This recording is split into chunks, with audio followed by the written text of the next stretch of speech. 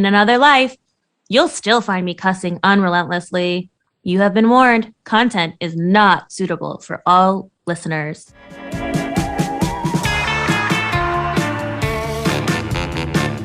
Welcome. You're listening to Bewitched Banter. I'm Krista, and I believe that people are inherently shitty. And I'm Amy, and I tend to believe that people are naturally good. But ironically, I'm a super believer in the supernatural and all things spiritual. And I'm a total skeptic.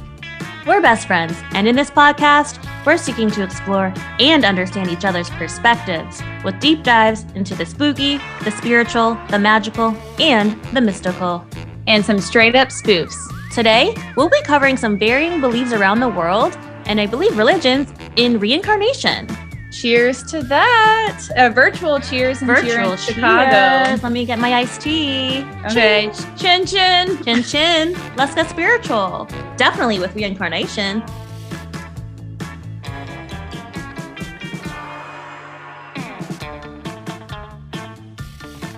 Yeah, it's definitely going to be a very heavy spiritual centric episode. Wow, I'm super stoked. Let's see what you got, my skeptic. I'm stoked. Well, do you believe now in reincarnation? We'll get to it maybe, but I'm like, I need to know. I need to know now. I will say this. Do I believe in it? No. But am I saying that with 100% certainty? No. 99% no, but maybe it could be plausible. Okay. Yeah. Do tell. I mean, I'm gonna say that with anything though. There could be a flying like unicorn. That is a possibility. My niece Mila is 2 and she is like obsessed with unicorns right now. And so I asked her today, it's like, Mimi, what, because we call her Mimi for short. Mimi, what do you want for Christmas? Unicorn. I'm like, I don't know if I can make that happen, but Santa might be able to. Give her a stuffed animal unicorn. She got like 10 already. I'm like, girl. But she has a really cute unicorn backpack. Like, oh my God, I can't. I'm so cute. You got me sidetracked on unicorns.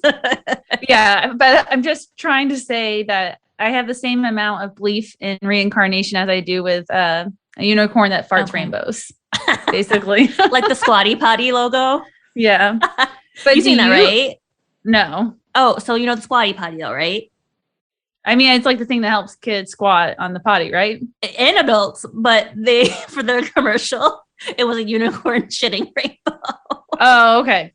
But do I believe, is that what you're going to ask? Yes. I want to so badly. I really do on this one. But as I said in our last episode or two, I struggle. Of all the things I believe in, this is the one thing I struggle with the physics on. I don't know why. But ghosts make total sense. Yes, they do to me because that's energy. So I suppose if I'm going with that logic, then reincarnation would make sense. I don't know. I struggle, but in my story I'll get into later this week, I will kind of cover like this child, and I don't know. I guess I struggle with how could a child so young know some things about some things. So anyway, I do think though it's human nature, like when the unexplained can't be explained, that we jump to these like paranormal conclusions, like it was a ghost. Who does that? Me? No. Yeah, as a ghost, or it was like, oh, that lady's a psychic. She has these paranormal powers, but sometimes I feel like there's more of an explanation. We can't explain why. Right. And I'm not surprised you really don't believe in reincarnation, because I do cover this. It's more foreign concept to Western cultures than it is to Eastern cultures. Probably because we only believe Jesus is the only one going to be reincarnated, at least Catholic and Christians. But yeah, so it's not really part of our culture, whereas in other parts of the world, it's heavily a part of their culture and it's more widely accepted. Okay. So I guess like I'm not surprised, but then that leads me to my second question. If you had to be reincarnated and you somehow were lucky enough to get a choice, would you choose to be reincarnated as a person, an animal, or a plant? What would you choose? Ooh, I think a dog, man. How many times do we say dog's life? Rub my belly, wipe my ass, pick up my poo, let's sleep all day. I think that's what I want to do as a human, See, I like that idea, but as a pet, you have no choice on who adopts you and who is your parent. So I would never choose to be reincarnated as a any kind of animal that's kept as a pet, because humans can be awful to pets. So I would not. That's true. Goddamn, the Sarah McLachlan commercials, those fucking animals. Oh my God, I can't even think about it without crying. I do think it'd be cool to be reincarnated as a bird, to actually have the chance, and I hope to God that I wouldn't be somehow that one bird that ended up being someone's pet, because I think that's evil. Like, you should not put a bird in a cage. Pretty bird. But I think it would be cool to be able to fly and you like migrate to different places. I mean, that'd be pretty awesome. I think that would be my choice. I'd probably want to be an ugly bird, so there's no chance of people wanting to use me or have me as a pet. I want to be an ugly bird. Be a macaw or toucan or no. I want to be an ugly bird in my next life that's left alone. The crows have eyes, David. I'm so close to finishing Schitt's Creek. Anyway, how has Chicago been? It's been great. Like about a week ago when I first got here, it was bizarre. It was like 60 degrees. It was warmer here than it was in Phoenix. And it was like real spooky, eerie. I'm going to post it on our page later. I forgot, like raising 2 kids. I'm like this week, basically. God love them though. Anyway, it was like spooky and stormy and rainy and drizzly. It looked like a Halloween spooky night versus like Chicago cold. Now today it just started getting freaking freezing, which, as you know, had to wait in a fucking COVID test line for an hour and a half in 30-degree weather, which you know Phoenicians do not effing do. 30 degrees and you're out there in an hour and a half. Yep. Thankfully. Was this like, this is why I live in Phoenix? 100%. Exactly what I kept saying. That's my week. Again, been raising kids like all week because part-time single mom, divorced mom. But so I just been doing TT daycare and TT school. So it's been really fun actually to spend some TT with the babes. How about you? Have you seen your nephew at all? Yeah, we went out to lunch and then I haven't been up there because my dad was sick. So we weren't going to chance of us getting sick. Right. So I'll go up there tomorrow night and spend like the whole week with my family. Nice. Well, thank God your dad doesn't have COVID. I do not either, everyone. Thank God. But I was in contact with someone who did. And so had to take the protocols, which I absolutely did. And thank God in Illinois, they take shit a little more seriously than they do, thanks to our Governor Ducey, in Arizona. But, hey. I know. I feel so bad for so many people who are getting COVID right before Christmas. I'm like, what a lonely Christmas spending it all by yourself. So if you are spending Christmas by yourself, we are sorry. Oh, I'm getting my booster tomorrow, by the way. Yeah, you need to. They said that you need the trifecta. Okay. For this new variant. Well, I'm getting it, girl. Ooh, hopefully in our next life, COVID doesn't exist. That's what I'm going to say. If reincarnation does exist, I hope COVID doesn't follow me there. But right now I'm feeling like it might follow me 10 lifetimes. Segue, girl. Yeah. I hope not either. I hope this shit never happens to any species. Damn, it's like, it just sucks. It does. Let's get into reincarnation, though. Something a little bit more fun than COVID, right? Because I feel like everyone's probably tired of hearing about COVID. Sorry, those of you who are at home by yourselves, quarantined. Okay, to a more fun topic, reincarnation can also be called transmigration or metempsychosis. We all kind of know the fundamental idea of reincarnation is that the belief that a soul or some aspect of the soul is going to be born again into a new life. And what I'm really going to be covering is there's several different cultures and several different religions, and they all have varying views of reincarnation. Earlier, when you were saying like reincarnation's the one thing you can't wrap your head around, and I was saying that I know of all the things I believe, the one thing I just can't. I know that's the one thing I think I could a little bit understand a little bit more. I don't know. Don't ask me. Don't at me. Don't ask me and don't at me. Are people at youing right now? Thank God, not yet. We're not that famous yet. We ain't even please let me stop. Stop. We don't have those kind of problems yet. Thank God. We are like there's like D-list celebrities. We're not even to bitch, we're on Z. That's what I was gonna say. We're not even on the alphabet yet. Oh damn, that's even worse than letter C. We nobodies. Maybe in our next life. But basically what I was saying is that reincarnation is a foreign concept to people in the Western hemisphere, but actually 1.25 billion people identify as being Buddhist or Hindu. And they're the two main religions that believe in reincarnation. So basically, there's a shit ton of people out there who believe in reincarnation. It's just not part of our culture. Got it. Most religions here that are practiced, Christianity, Judaism, Islam. Oh, Islam doesn't religions. believe in it? Interesting.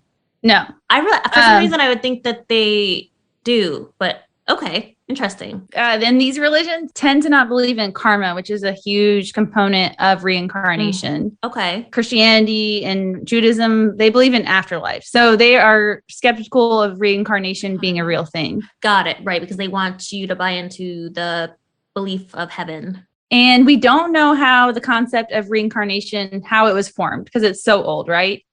Reincarnation was mentioned in early ancient Greek philosophy, and Celtic druids, which I can't seem to say. You got it. Would teach the concept of reincarnation. A druid was a member of a high-ranking class in ancient Celtic cultures, and they used to be like religious leaders, medical professionals, the ruling elite.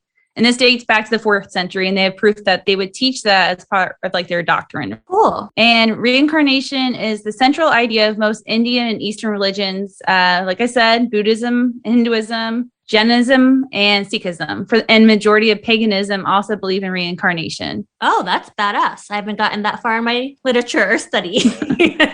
I thought it was interesting that a lot of indigenous people in Australia and the Americas also believe in reincarnation too. Well, if you think about like natives or indigenous peoples here, that when we were going to school, and God knows it's revisionist history, but they used to always talk about honoring the animals because they believed in thanking them so that they could get back, the fur and the meat and the, tools and bones from the animals that they used. But so most of these religions I'm mentioning, they all share the belief that reincarnation is like an endless cycle of the soul dying and living and being reborn and then taking on a new form. And the process of reincarnation is called samsara. And it's the continuous cycle of just the soul being born again, dying again. And it doesn't end until each religion has their own idea of how a soul can reach this. But basically, it won't end until the souls gain spiritual insights that allow them to have freedom from like this cycle.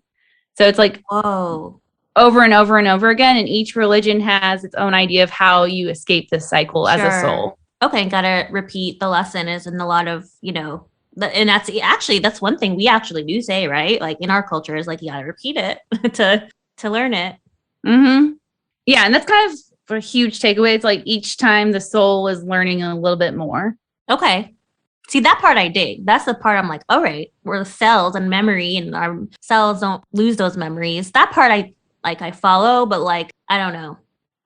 Anyway, now I'm in my head about it and how it works.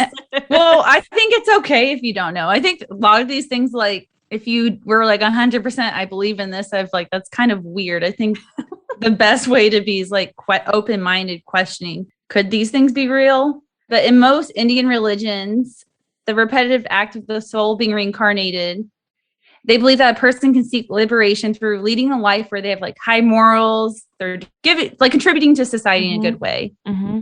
And they can also seek liberation or freedom from samsara, the vicious cycle of die, relive, die, reborn, right? Okay. Through meditation, yoga, or some other spiritual practices. It is the ultimate spiritual goal to have a soul released from the reincarnation cycle. So everyone, that's what they want.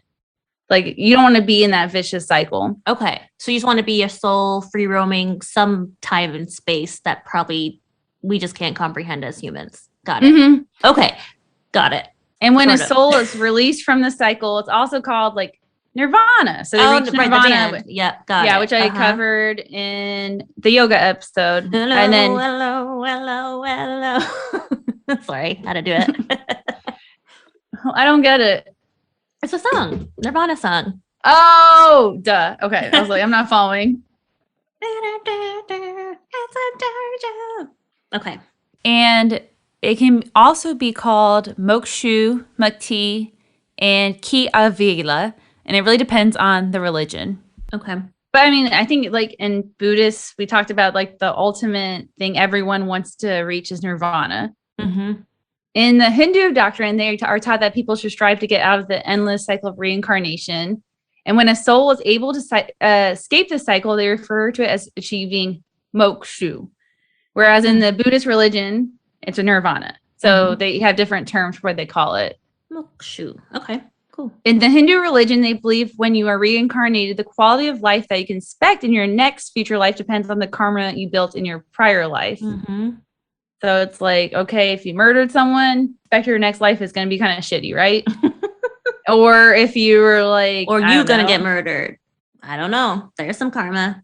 Yeah. Or if you were like volunteering, helping everyone out, like you probably have nothing to worry about because the next life you're going to lead is going to be great. And the central belief of Hindu and many of these Indian religions, like every action has a result, like consequences for your actions, right? But they do preach that being reincarnated is not seen as a form of punishment. They don't. Okay. Yeah, it's not a form of punishment. They're not like, it's not like hell, like you're sent to hell, kind of like we discussed, to be punished. It's more that you are given the opportunity to live another life cycle because your soul still has something to learn. So you're not being punished. And they also believe that the soul is being reborn because you truly haven't lived your life in a way that would be what I would call Hindu approved or endorsed. Like you haven't lived, you haven't lived like the truest Hindu life of what you could achieve, I guess. Okay. And so that's why your best Hindu life. Yeah. Like you can keep striving for more, basically. Oh my God, I love it. But to make things in my head, like I read this, I was like, what? Okay. The Hindu religion believes that you can't attain mokshu, where you leave this cycle, right? If an individual is actively striving or making efforts toward reaching mokshu, you're not going to get there. So it's like, it has to be a subconscious thing. But you can't think about it. Like it has to be something that just happens, which I think makes it, to me, I'm like, what? That makes it. Well, then people are going to obsess about it. Yeah. Yeah. And they believe the only way you can reach salvation and freedom is when a person has like abandoned all efforts, all desires, and accepts that their individual is the same as the universal soul or God. So somehow you, as a human, you're supposed to do that. I don't know how. Don't ask me why. Seems to me like some kind of game that you can never win. You know, like you get to a certain level and you're like, you have to just quit the game. To me, that's kind of how Candy Crush. I never got anywhere in that mofo. Did you? I got really far, but then at a certain point you just stop playing and then if you don't play for a while, I noticed you would beat the level because they want to pull you back in. So that is the Hindu beliefs. Now we're going to talk more about Buddhist beliefs. Okay. They share a lot of the same beliefs as the Hindu religion, but they vary a little bit. They believe, and I think this is something maybe you could get behind, is when someone dies, it's the energy that's moving on to another form. You know, I get behind that. Hell yeah. And they also, again, a lot of these religions believe in karma, and they believe that your actions have consequences, and it can, again, lead to a better rebirth. Or if you had bad actions, it's going to lead to the opposite of a good rebirth, right? And they teach the same thing, that don't fear death. If you live a good life, we promise the next life will treat you well. And I kind of always imagined that a soul would pass, and then I guess I never really thought about it, but they would instantly be reborn. But this is not the belief that most Buddhists have about reincarnation, which I thought was really interesting, that they have a belief that reincarnation can take a long time for it to happen. And it depends on the branch. Like one branch had like weird days set after the death that they believe someone could be reincarnated. So like a portal. And they said it all almost kind of. Yeah. Okay. And it all depends on like the degree of the development of the soul. Like, so how mature you were as in your soul. Like, so this will not surprise you, but I was once called a new soul by a psychic. I saw it up in Sedona. Oh my God. Again, not surprising. But think about it. Think about how clumsy I am and all the shit I'm learning now in my relationship that I will never fucking repeat. You know what I mean? I think I'm a new baby soul. I'm just saying. How much did you pay for that? I think like $100. And that was like when I was in college too. They told you're a new soul. No, they told me a lot of other things, and good things actually. But this was, I definitely could not afford $100 back then. I still fucking shouldn't, but I could now, thank God. But it was $100. But I remember very specifically, she said something about being a new soul, and I was like, So is she calling you immature? She could have been. It could have been a slight that I didn't know. That could have been a psychic, like, nice way of telling you you're immature. You need to grow up a little bit. It could have been. But whatever. According to this psychic, you might have not had a very developed soul. So you might, like, according to some Buddhist branches, you might have waited a few hundred years to pass for you to be reincarnated. Or some branches believe that it can take up to 1,000 to 2,500 years for reincarnation to happen. Fuck. I got a ways to go for my lessons. Let me tell you what. You're like, this girl is going to wait a millennia. She's going to be waiting a long time. Damn. And in the Buddhist belief, they depending on how an individual led their life, they could be reincarnated into the following forms. So each religion has different ideas of what you could be reincarnated into. And they believed, I thought this was really interesting, you could do rebirth as a human, an animal. They believed you could be reincarnated as a ghost or a god. A god. Sign me up for goddess. Thank you. And they actually believe it's very rare for someone to be reincarnated as a human. And when this off chance does happen, because it's so rare, they believe that this is a chance for the soul to actually escape the samsara cycle. When someone's reincarnated as a human, they're going to stand a better chance of reaching nirvana. Cool. So that's why it's so hard probably to be. Yeah, because most of the time you're probably just a plant on a mountain by yourself. Man. Oh, that sucks. See, no, I can't be alone. That I know about my soul. But you would be with the other reincarnated plants. But what if you're like the only plant for like 100 miles? Well, you wouldn't have much of a choice. Should have lived a better prior life. But what if I was a plant prior and I still became a plant? And then you didn't leave a great plant life. I didn't provide fruits for my animals. Yeah, you weren't releasing like CO2 to help humans and all that good stuff. But they believe so when someone reaches nirvana, right? That the Buddhists and soul that's recycled or not recycled, reincarnated. Well, they are basically recycled. You what, right? Yeah. But they think that they can truly see the world for what it really is. They can't really see reality until this happens. At nirvana?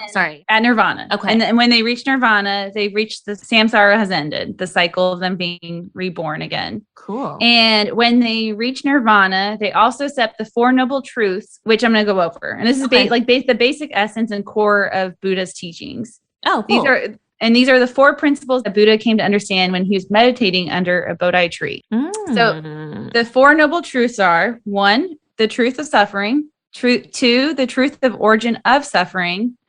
3, the truth of the sensation of suffering. And then 4th is the truth of the path to cessation of suffering. Okay, so we're all asking what the hell is Amy talking it's a lot about? of suffering there, Buddha.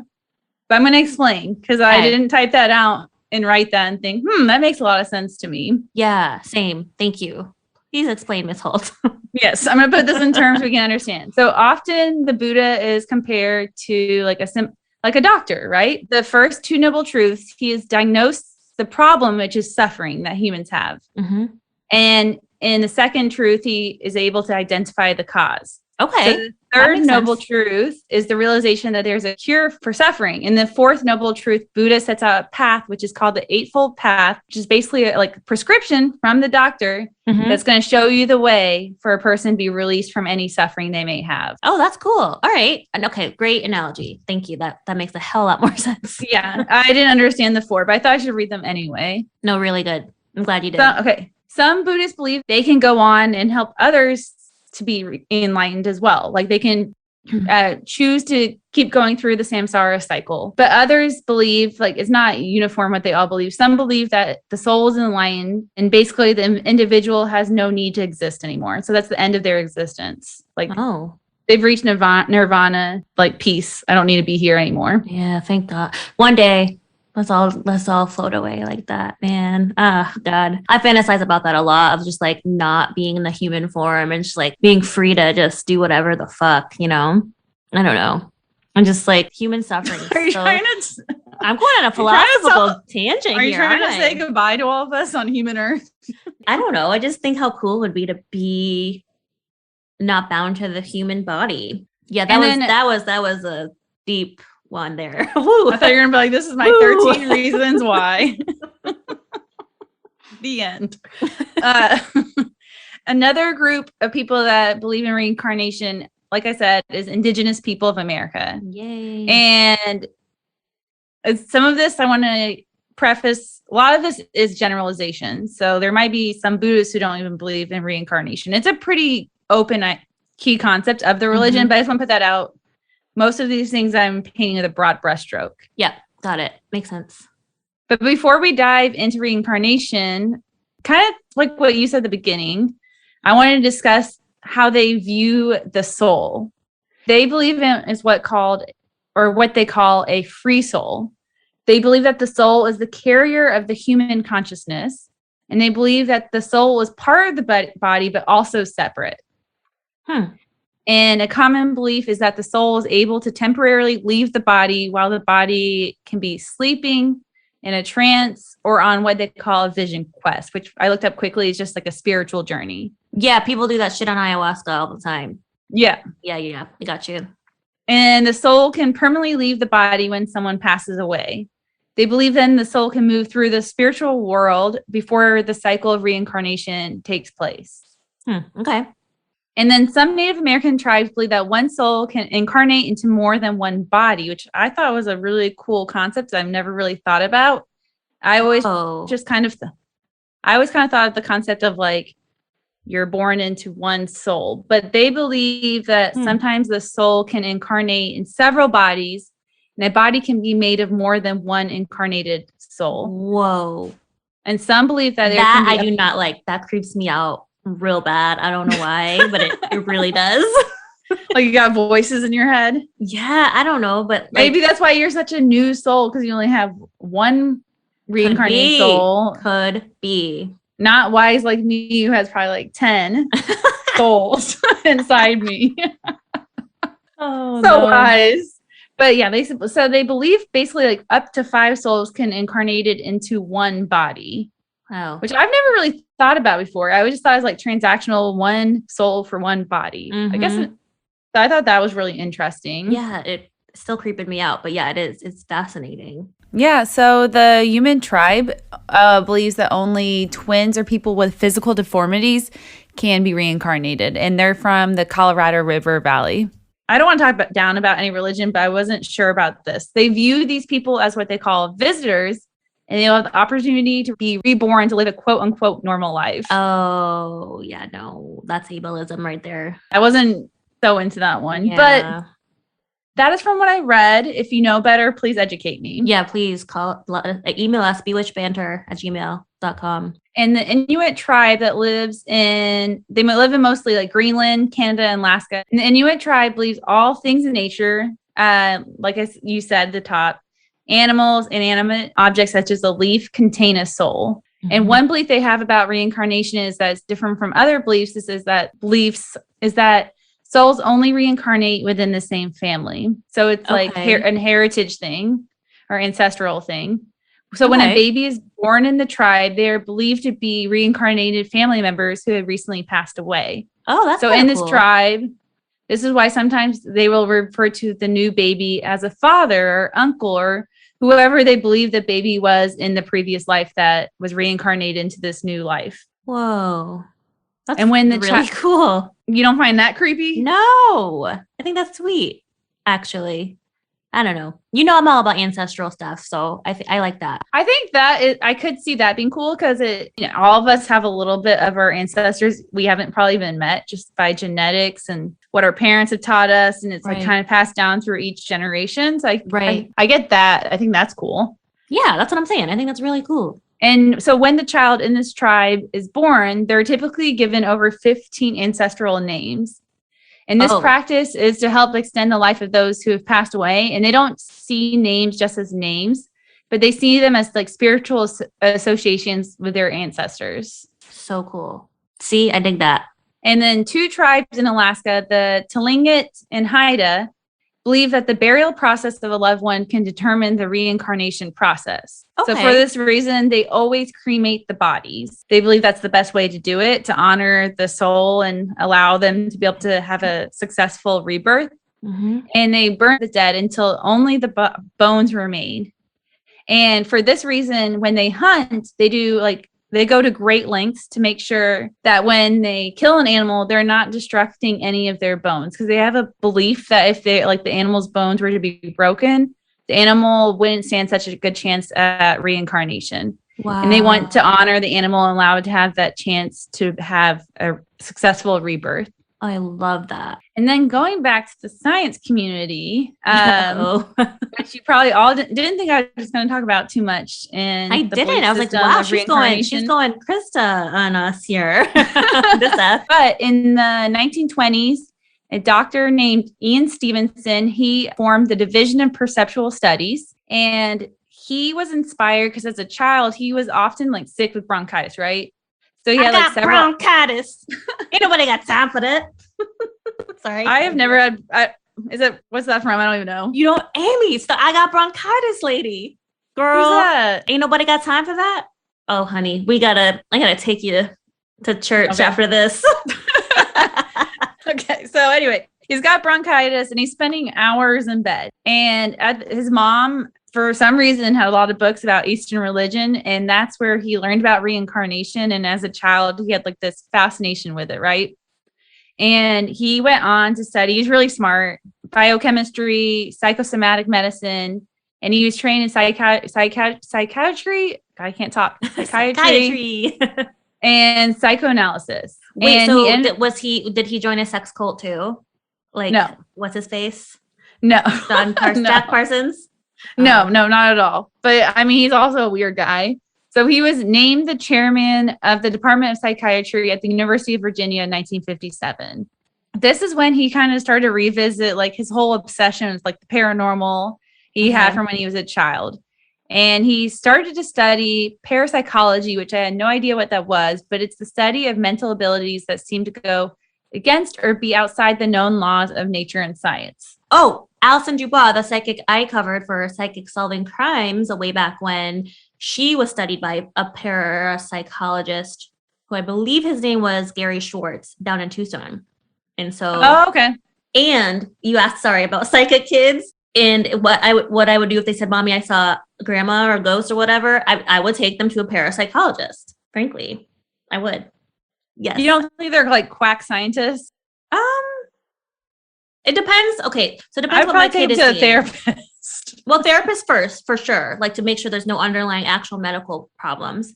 And if there was not, then I would take them to a parapsychologist. I would start with an actual child psych. I would first go to the doctor, then a therapist. All the medical Yes. Yeah. I would do it in that order. You wouldn't take him to the palm reader right away? No, not off the bat. But this dude, so he basically studied 44 cases of individuals around the world who had memories of past lives. And he noticed a big trend. And he said it was mostly that it was young children ranging from the ages of 2 to 5 who had the most vivid and detailed memories of another life that they never had led. So he'd spend time with these children, like interviewing them, and they would like have vivid memories of places they've traveled or people they encountered, but they really had never met.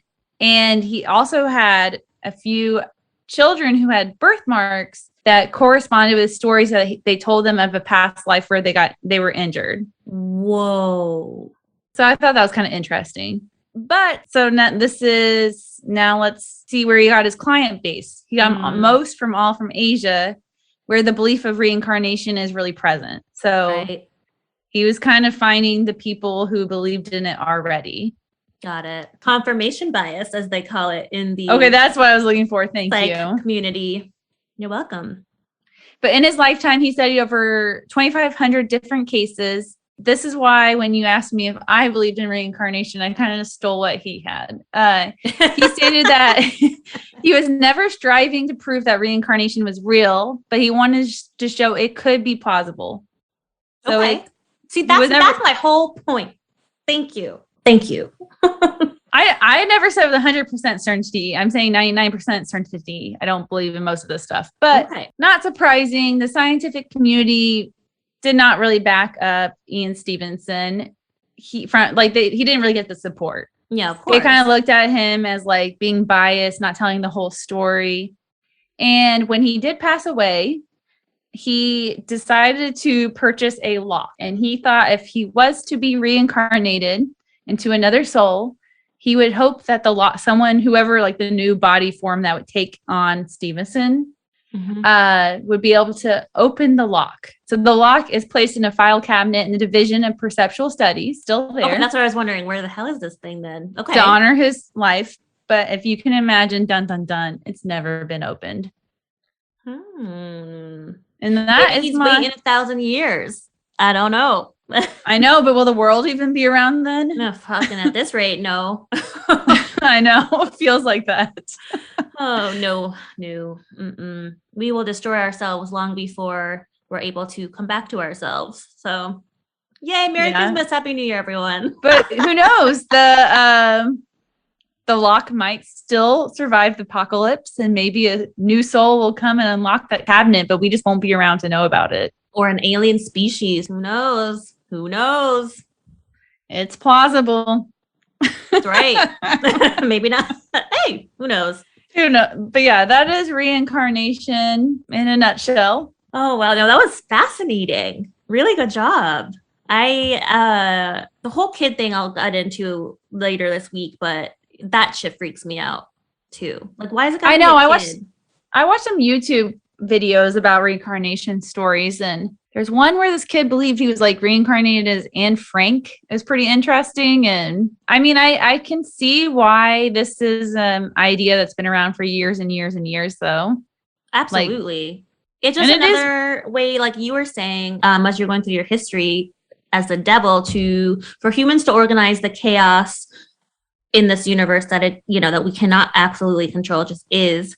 That's one. And number two, as we get more civilized, to control ourselves, like to make sure we behave, right? So like same with the religions I covered last week, the Abrahamic religions all have these tenements: behave or else you're going to hell, or we won't go to heaven. Either way, I know Jews again don't believe in hell, but you won't reach paradise if you act poorly in life. And then in what you just said so beautifully, in reincarnation or Buddhism and Hinduism, you have to be a good person to get reincarnated as a human. So I don't know. It's just like, again, a way for people to make sense of the chaos, and then also just make sure that we don't act like complete anarchists and animals, right? That separates us, quote unquote, from the animals.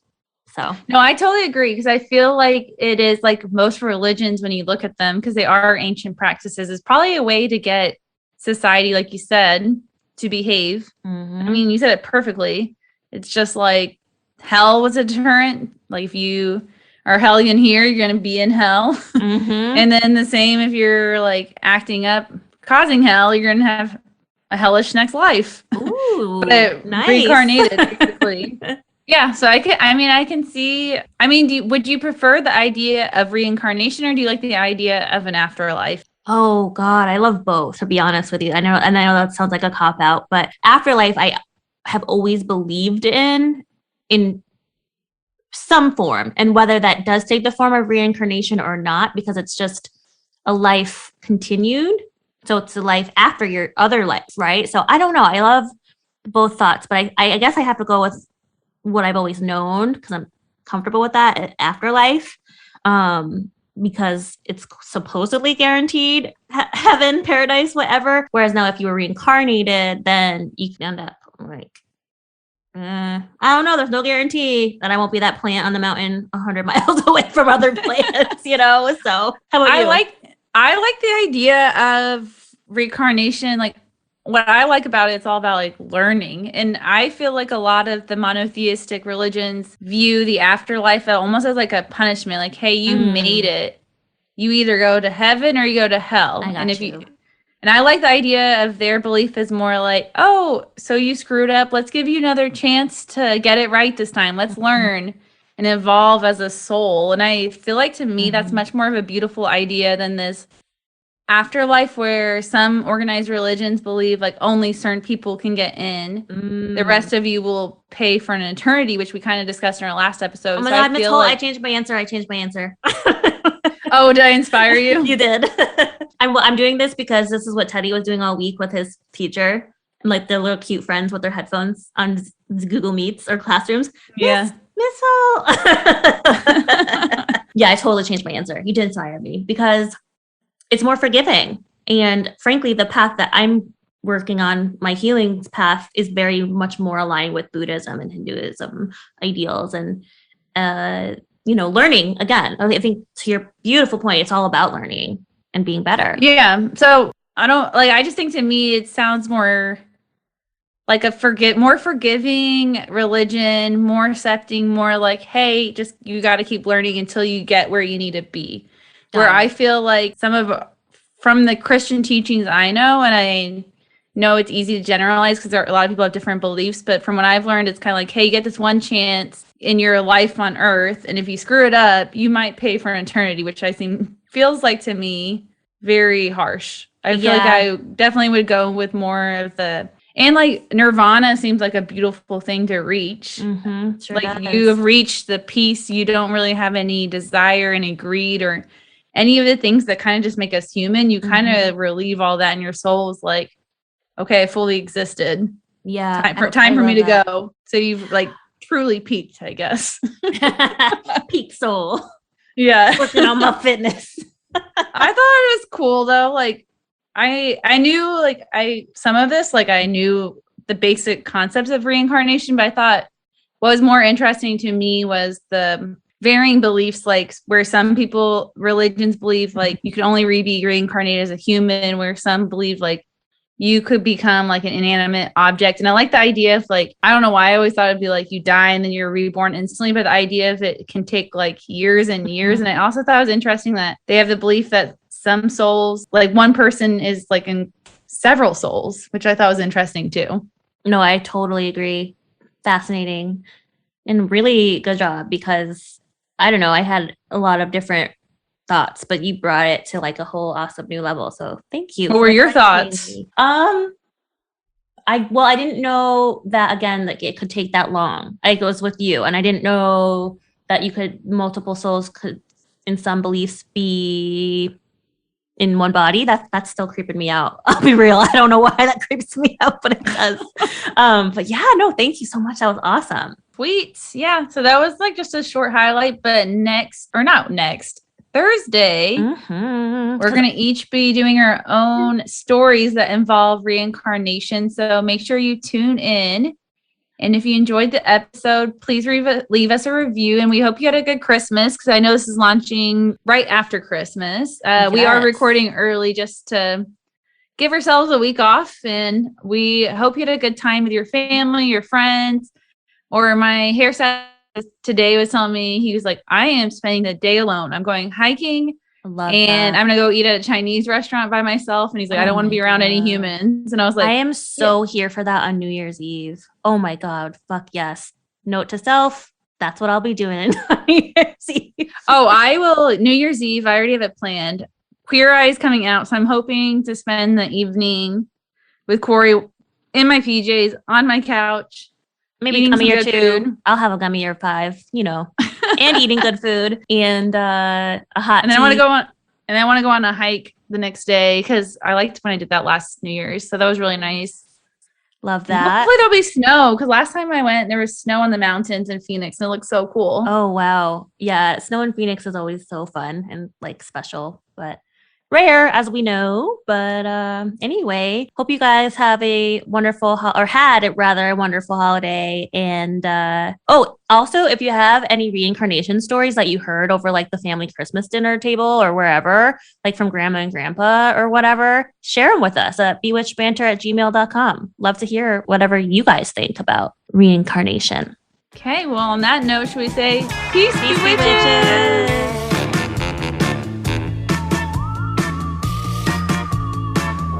Thanks for listening. Please rate and follow us on Apple Podcasts, Spotify, Stitcher, and anywhere you listen to your podcasts. Check us out on Instagram or bewitchedbanter.com. Suggestions for the show? Email us at bewitchedbanter@gmail.com. Credits, music, Phantom Fun by Jonathan Boyle from premiumbeat.com. Podcast edited and produced by Krista Hinds and Amy Holt.